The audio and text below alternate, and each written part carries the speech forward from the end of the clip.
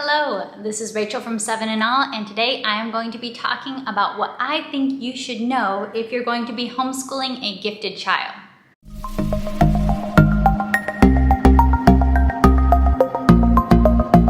I've made several videos in the past on this channel regarding gifted homeschooling, and I will try to link down to those below, including an interview with my mom on her experience of homeschooling a gifted child, because I do make these videos from the point of view and experience of being homeschooled myself up until college, and also having this type of wiring in my mind that does impact the school and education experience. So this is not meant to be a comprehensive everything you should know for gifted homeschooling. That would be an impossible topic to achieve in the space of a YouTube video, which will probably already be a rather long video as it is. I do want to share on 4 topics that I do think will be helpful for any parent who is endeavoring to begin the adventure or continue the adventure of homeschooling a gifted child. So let's get started. Number 1, do not expect homeschool to be easier because your child is gifted. Now, if you are already a parent of a gifted child, you probably already know this, but this is more something that probably people around you won't really understand or know, because there can be this perception of, oh, your child's gifted, your child's academically gifted. It's gonna be so easy, homeschooling's so easy. That's like not even homeschooling, like that's easier than normal homeschooling. I want to say no, it's actually not. If you're looking at the difference between homeschooling a typical learner who's cooperative and committed to the process, engaging in the process, just a typical normal kid who doesn't have a lot of challenges, that's going to be easy homeschooling, versus homeschooling a gifted, very fast mind. You as the parent probably know there's going to be a little bit more drama, a little bit more challenge. You know that you are getting pulled along on this journey, and it's not really the way that you expect homeschooling and parenting to go. So preparing yourself ahead of time with, just because they're smart doesn't mean the journey of education is going to be easy. Just because their brain is wired that way, I shouldn't expect, oh, it's all going to be a piece of cake. I do think that's important for managing your own expectations from very early on. Now, I have heard that sometimes gifted wiring, academic giftedness can present alongside a very chill, easygoing, non-dramatically emotional temperament. I've heard this. I have to feel like that's gotta be a really rare and unusual combo. That has not been my experience for me personally.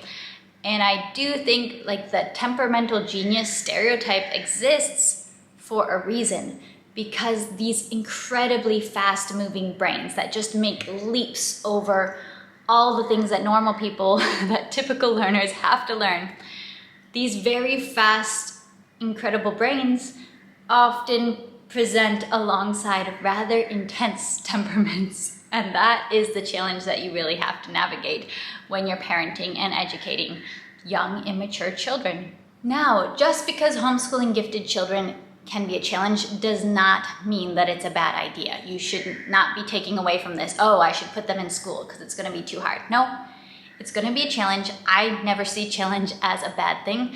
And most gifted kids are also going to see challenge as a good thing, so that might impact the way I feel about it.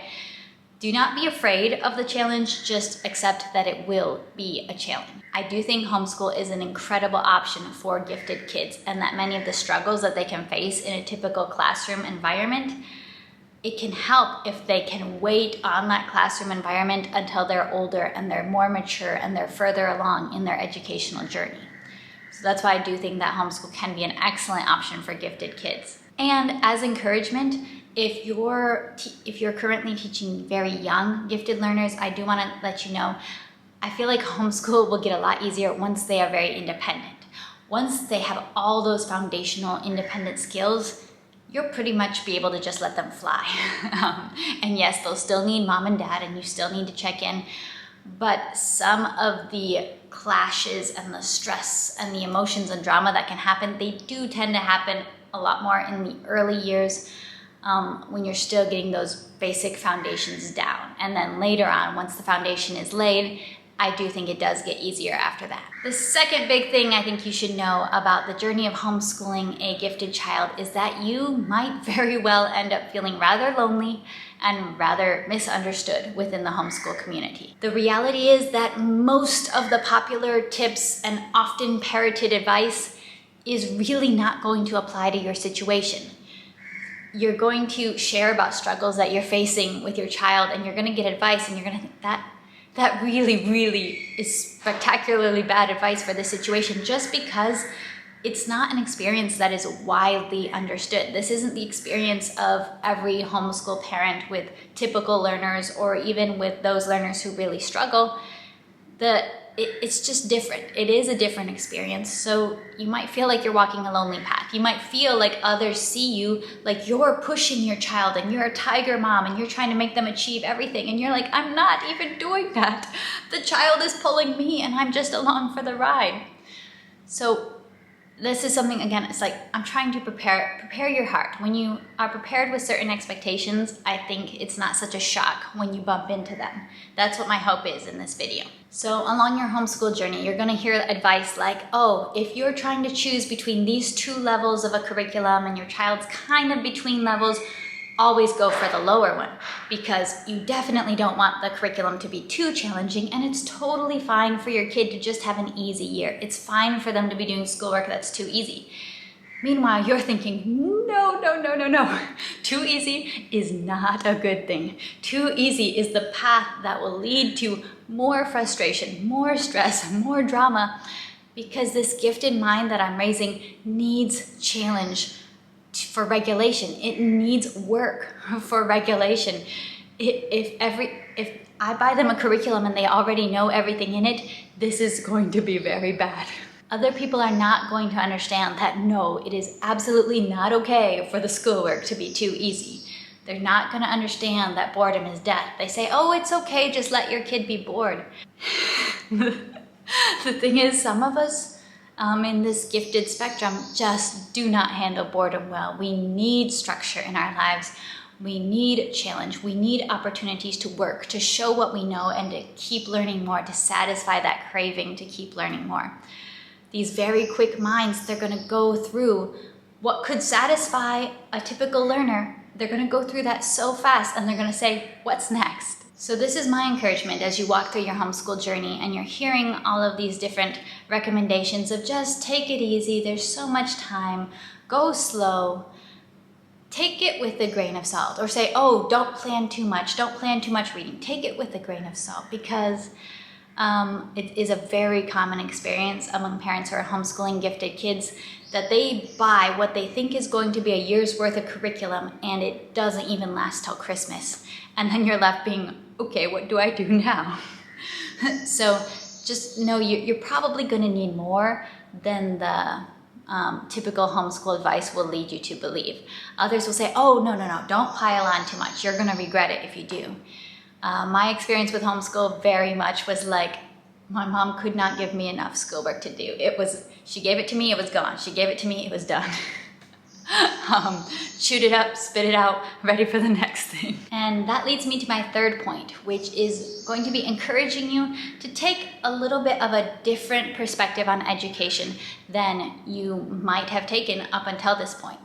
So we're used to thinking of education in a rather linear progression type of sense. We think, okay, children learn this, and then they learn this, and then they learn this. They're slowly building skills from one to the next until they gain all the skills that they need for adulthood and career, and they're 18 years old and we, start working on that sending off progression.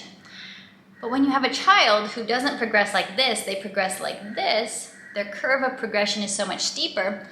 The thing is, they don't actually grow up any faster.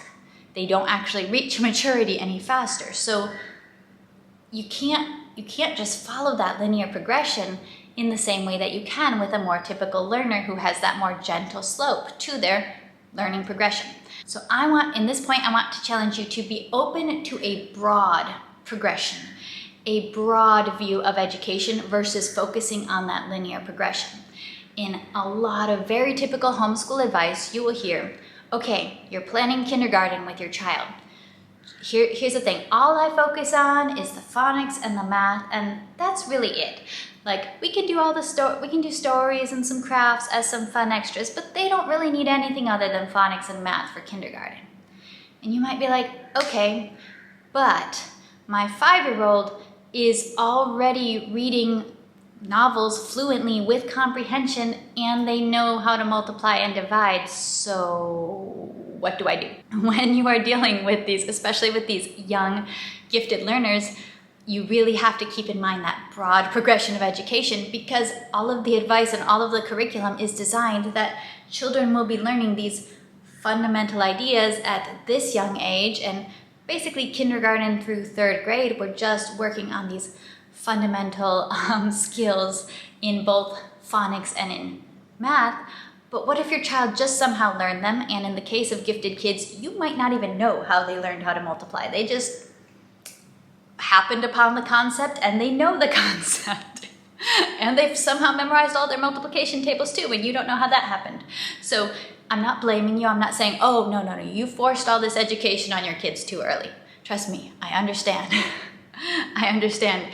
But you might find yourself in this position with a young learner, and most of the curriculum is designed to teach them skills that they already know.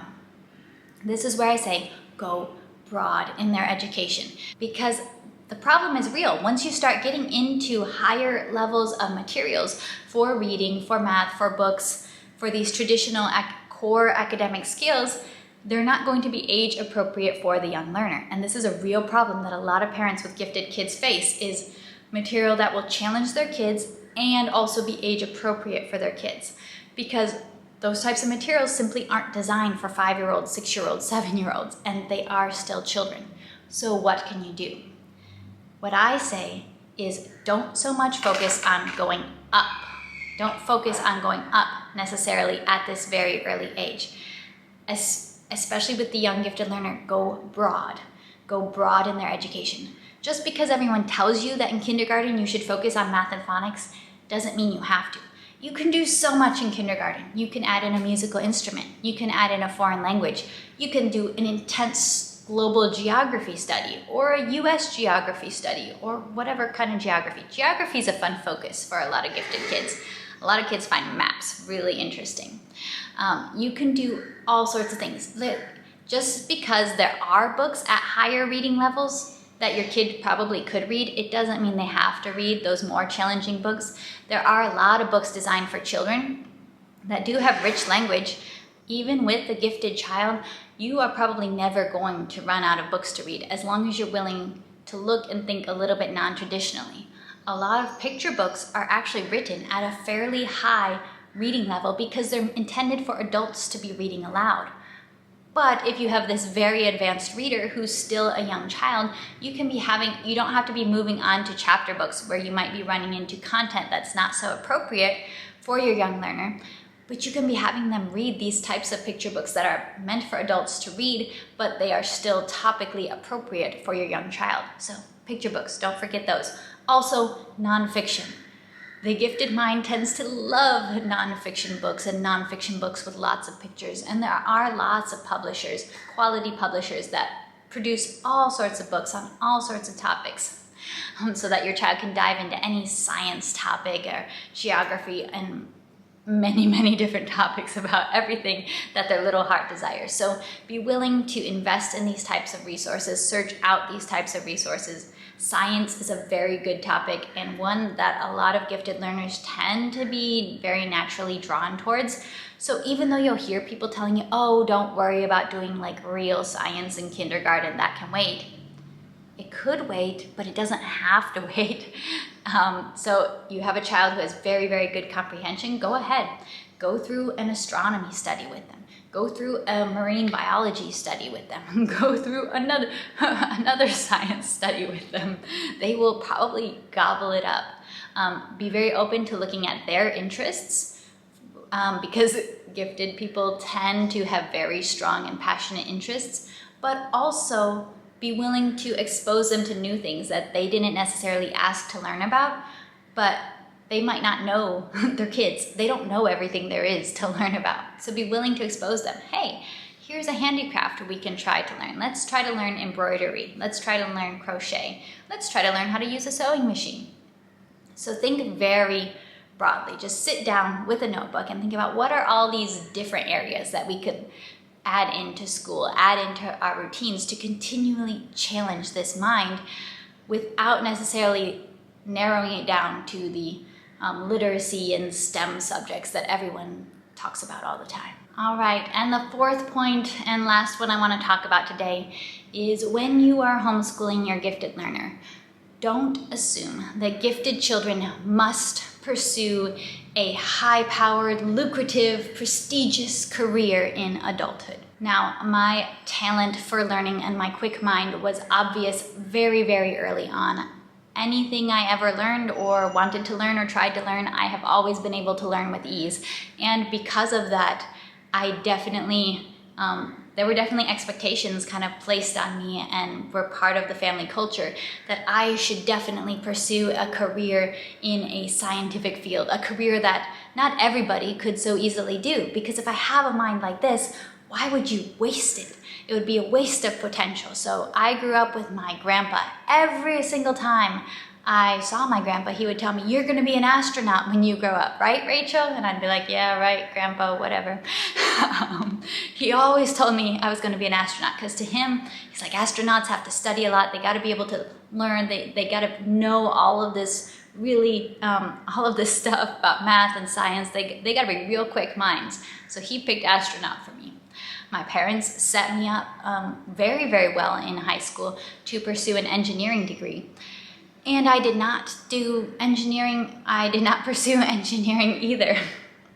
I flaunted all of these expectations. I did not choose a STEM field at all, which to some perspectives could feel kind of like that's such a shame. You know, if you're such a smart girl, you should be one of those, one of those girls leading the way in a STEM field. But that's just not where my heart was. That wasn't what made my heart sing. That's not what I was designed for and wired for. I still find science and math very interesting. I still learn them very well.